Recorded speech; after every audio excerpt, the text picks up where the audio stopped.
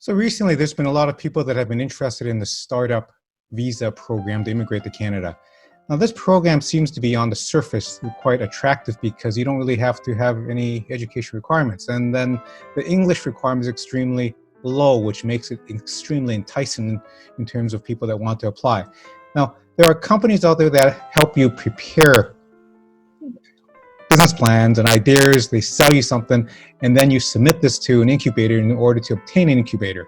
Now, one of the problems with that is the officers, when they take a look at your application, they go through a process in order to review this, and then they find out that you really don't have an idea of what's going on. Now, if you even get past that stage, what happens is when you get to Canada is that you're supposed to open a company. When you open a company, you're going to have to hire people.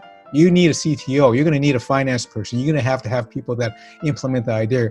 And on top of that, you're going to be the person that is going to keep everything together and go forward with the idea, as well as you're there trying to learn everything about Canada. Having said that, even if you implement that, you still have to go through a process afterwards in order to show that this is something that is feasible. The officer actually checks this through a peer review, and there's few parameters you have to go through. Now, I've gone through this when I was doing my MBA, and it is not easy. That's why when it has the entry requirements of no education, very low English, it doesn't seem to be that hard. But then when you go to the end of this, when the peer review checks the incubator, so there's a check-in process, check to see whether the incubator has done what they're supposed to be doing and whether your idea is what the Canadian government is actually looking for.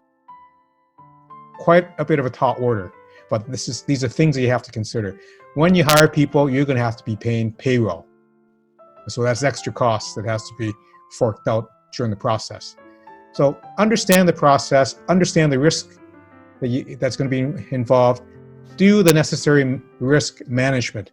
Now, I'm going to mention here that the costs that I'm seeing associated with what's being charged, they seem to be quite on the high end.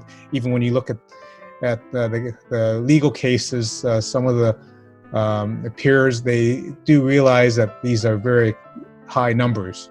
So these are things that you have to keep in mind. I haven't put everything into my YouTube channel and videos because I have taken them out because people are trying to copy them. Now, there are other ways of getting into Canada.